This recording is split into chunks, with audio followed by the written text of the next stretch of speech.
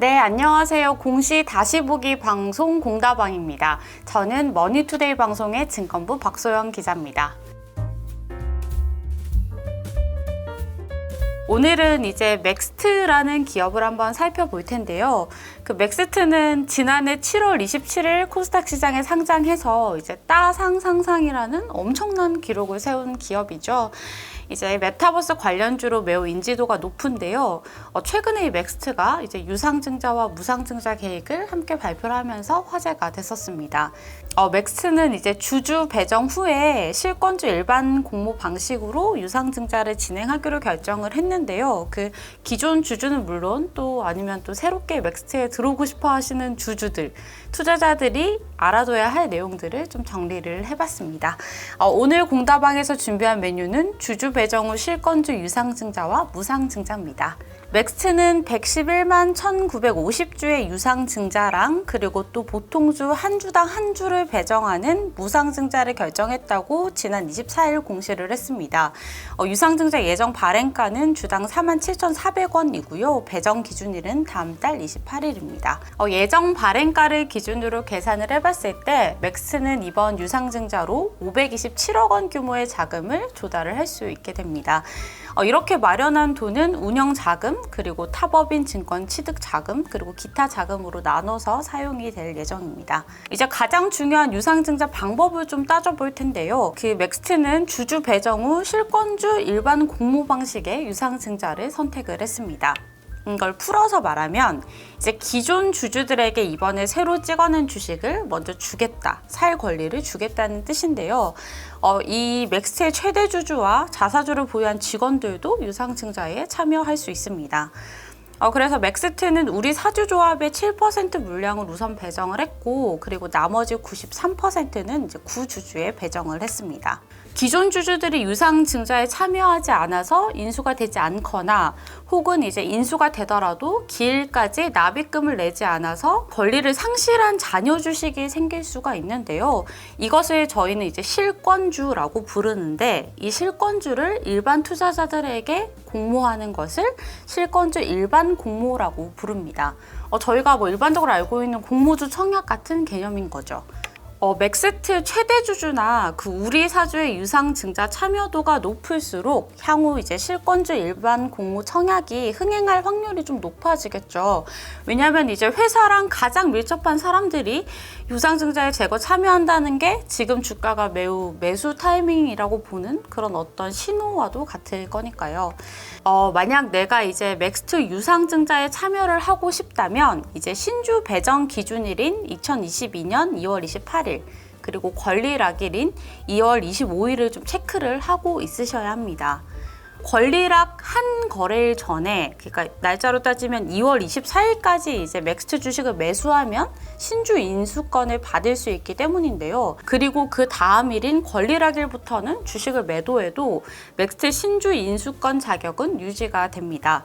이렇게 신주 인수권을 그러면 받아서 유상증자에 참여하는 방법이 있고, 신주 인수권을 받긴 했지만 난 유상증자에 참여하고 싶지 않다라는 의사가 있으시다면 이제 신주 인수권을 팔 수도 있거든요. 그래서 신주 인수권 상장일인 3월 21일부터 5거래일간 신주 인수권을 사고 팔 수 있습니다.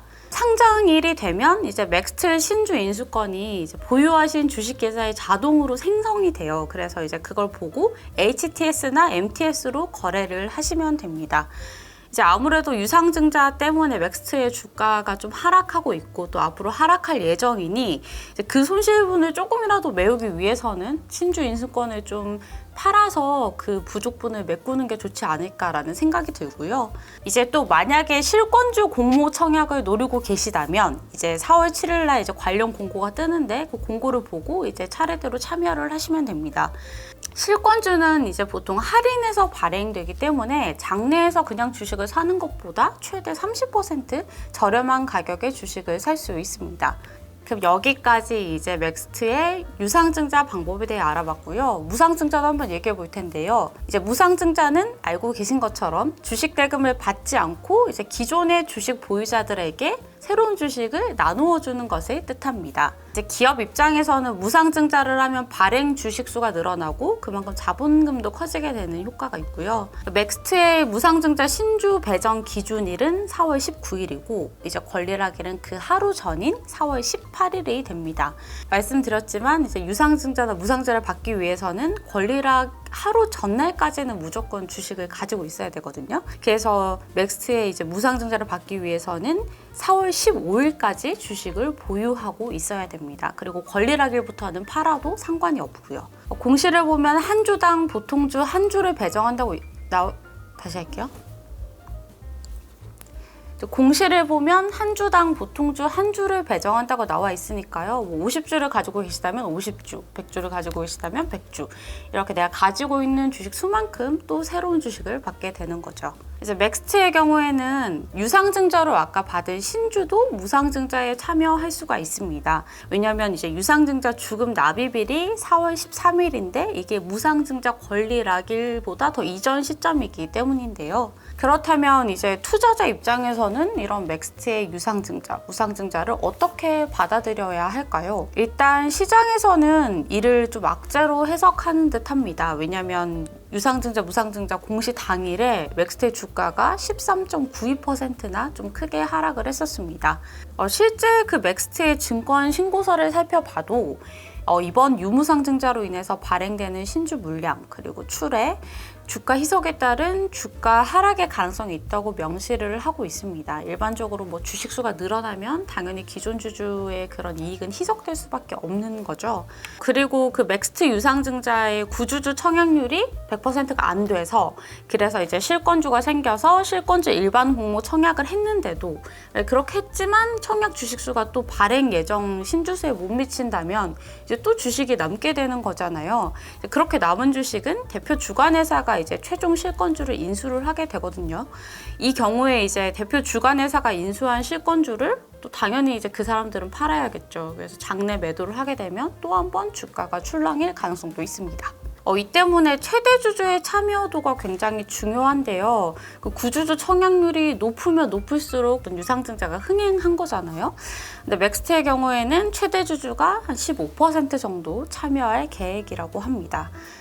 유상증자도 신주 상장일은 2022년 4월 26일 그리고 무상증자 신주 상장일은 5월 9일인데요.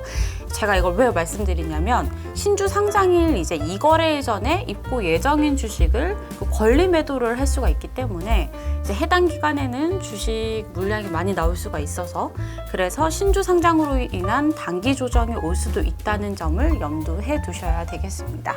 지금까지 공다방이었습니다. 네.